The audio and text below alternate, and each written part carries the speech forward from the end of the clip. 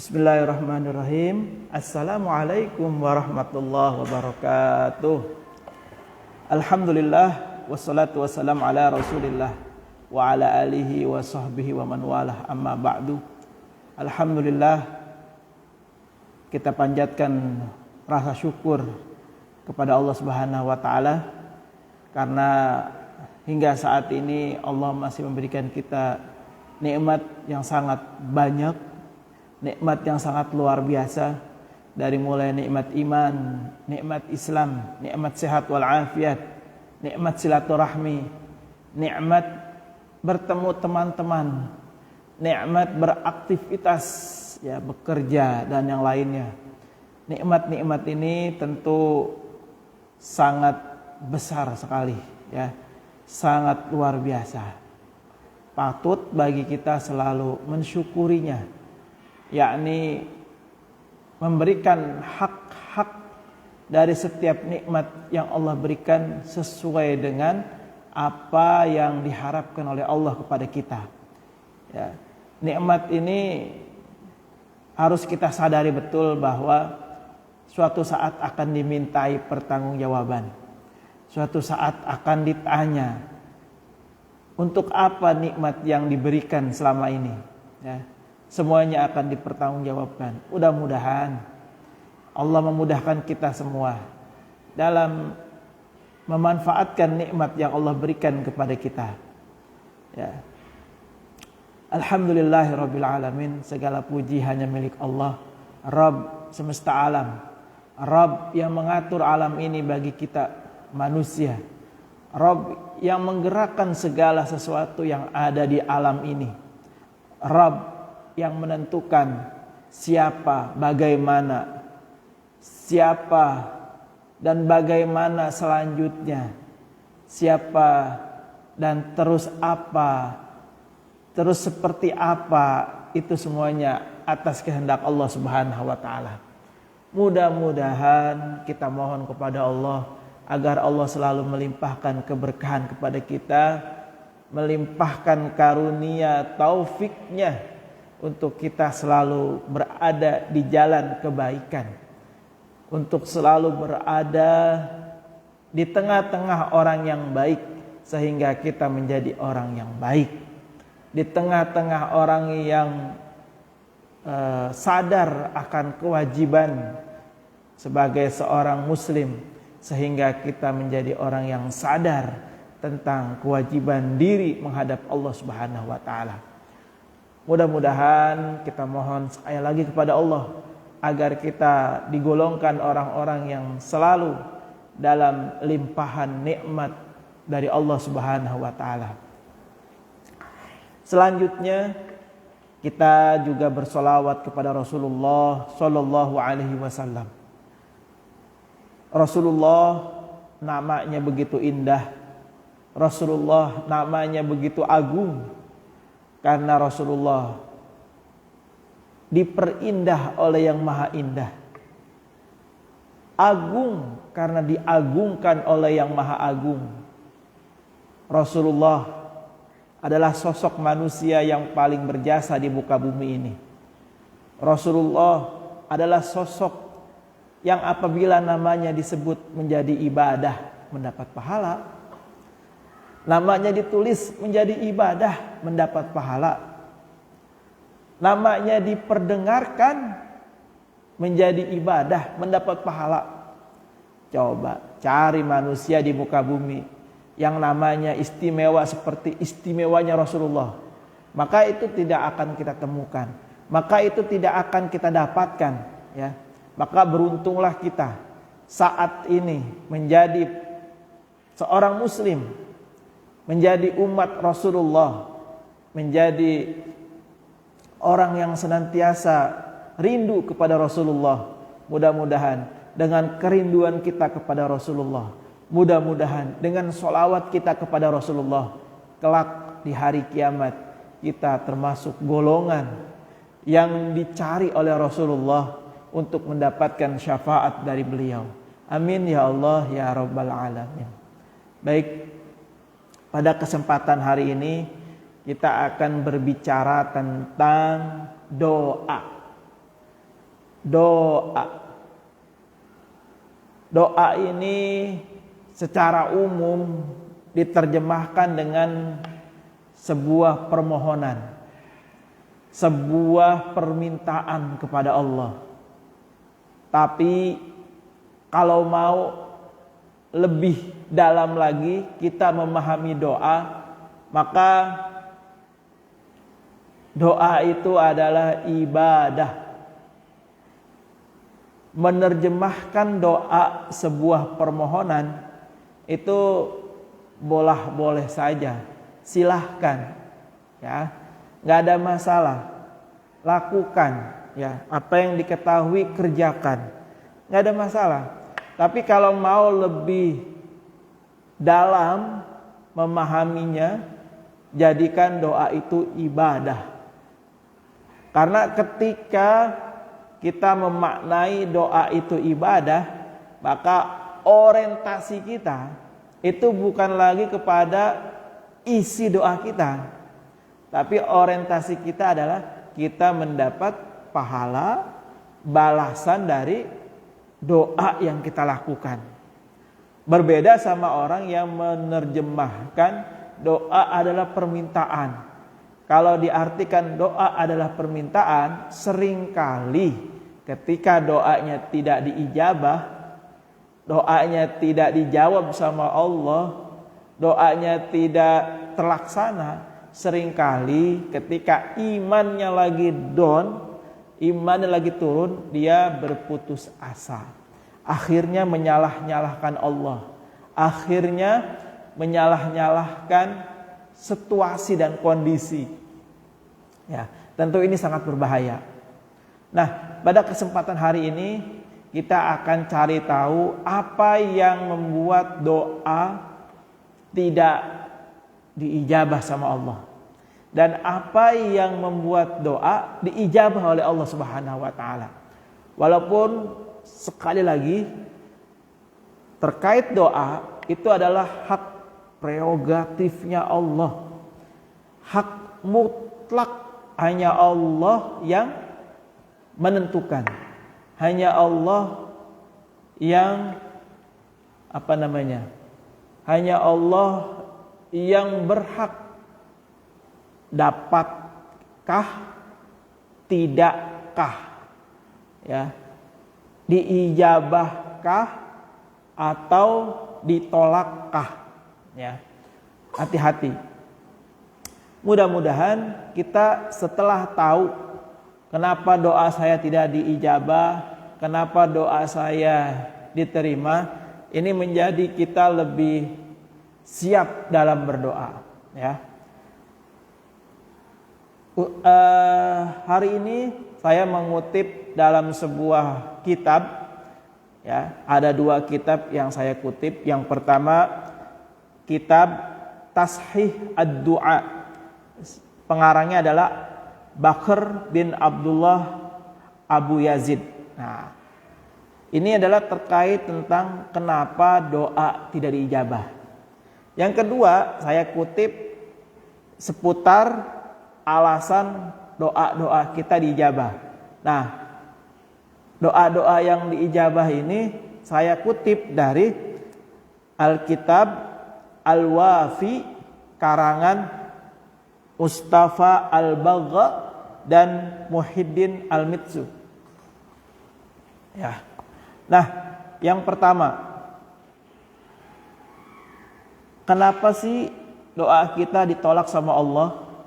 Yang pertama, kata yang disampaikan dalam kitab Tashih Ad-Du'a, yang pertama itu karena lemah, ya, karena lemahnya kita ketika berdoa, disebabkan karena banyaknya dosa-dosa yang kita lakukan.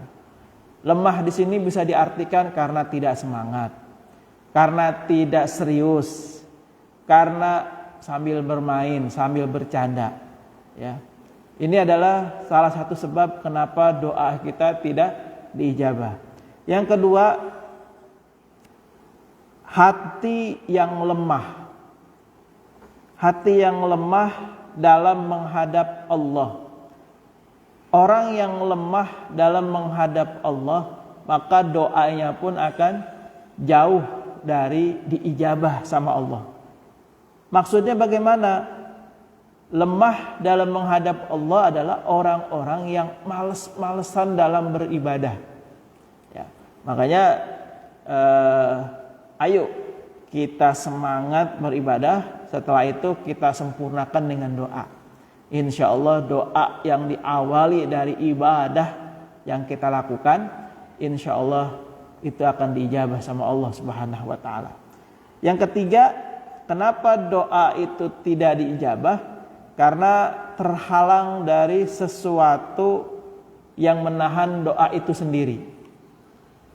Apa yang menghalangi doa?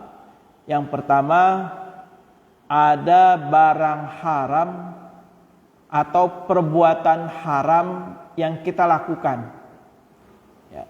Sesuatu yang haram, baik masuk ke dalam mulut kita ataupun kita kerjakan sesuatu yang haram itu, maka ini sudah pasti akan menjauhkan doanya, menjauhkan doa kepada Allah. Makanya sesuatu yang haram ini hati-hati, jangan sampai kita lakukan atau kita kerjakan, atau sesuatu yang haram ini kita makan.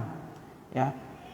Ketika ada barang yang haram dalam diri kita, maka itu sudah dipastikan akan terhijab kepada Allah, baik amaliyah maupun doanya itu akan akan menjauh, ya, akan tidak diterima sama Allah. Sebelum dia bertaubat, sebelum dia mengembalikan daripada yang haram itu kepada tempatnya lagi, ya, tidak melakukannya lagi. Nah, yang keempat, kenapa doanya tidak diijabah? Karena ketika berdoa dilakukan dengan cara tergesa-gesa, terburu-buru.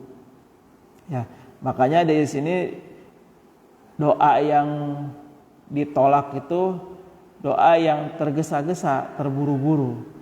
Mudah-mudahan setelah kita tahu penyebab doa tidak diijabah ini, kita bisa menghindarkan diri kita dari hal-hal itu, ya.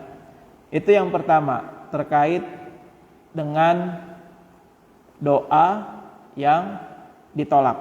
Yang selanjutnya, doa yang diterima. Yang pertama, doa yang diterima itu dalam keterangan hadisnya itu adalah orang yang melakukan safar, sedang melakukan perjalanan. Nah, makanya orang-orang yang sedang melakukan perjalanan itu dianjurkan banyak-banyak berdoa, karena itu adalah waktu yang mustajabah, ya. Apalagi perjalanannya bukan dalam perjalanan maksiat. Nah, ini harus diperbanyak doanya, ya. Terus yang kedua, orang yang diijabah doanya adalah orang yang tawadhu', orang yang tidak sombong, ya. Dari sini kita ketahui bahwa orang yang sombong itu doanya tidak diterima. Makanya harus tawadhu', merendah. Merendah itu bukan berarti menghinakan diri, bukan. Tapi merendah itu karena tawadhu', karena menghormati, ya, karena kita tahu diri, apa yang mau disombongkan dari diri kita, gitu ya. Terus yang selanjutnya, dianjurkan ketika berdoa itu mengangkat tangan, ya, diangkat tangannya. Walaupun ada sebagian pendapat yang mengatakan tidak perlu mengangkat tangan karena Allah Maha tahu. Oke, nggak ada masalah, silahkan bagi yang memiliki pemahaman seperti itu. Tapi kalau saya termasuk orang yang mengisyaratkan ketika berdoa ada isyarat tangan ini seperti meminta, ya, harus diangkat, ya. Rasulullah itu dalam sebuah keterangan atau banyak keterangan juga itu di beberapa kondisi itu sampai terlihat, ya, ketiaknya, ya. Artinya apa? Ya, Rasulullah saja yang manusia mulia itu mengangkat tangan. Bagaimana dengan kita gitu kan? Sombong sekali. Kita minta tapi nggak ada ekspresi untuk seperti orang yang membutuhkan. Nauzubillah ya. Makanya sebagai sebagai bentuk kita butuh, kita memohon kepada Allah, angkat tangan kita biar tanda serius lah, intinya seperti itu ya. Terus yang terakhir, kalau ingin doanya diterima, doanya dijabah, kita harus sedikit memelas kepada Allah. Memelas kepada Allah itu sesuatu yang dianjurkan ketika berdoa ya. Berbeda dengan memelas kepada manusia. Oh, itu salah besar ya. Tidak dibolehkan manusia memelas kepada manusia. Nauzubillah ya, itu sangat dilarang dalam Islam. Nah, memelas kepada Allah itu bagian dari strategi strategi yang positif tentunya untuk mendapatkan sifat Rahman dan Rahimnya Allah dalam rangka agar doa kita diijabah sama Allah. Memelas, ya Allah, bahkan dianjurkan dalam beberapa riwayat sampai menangis.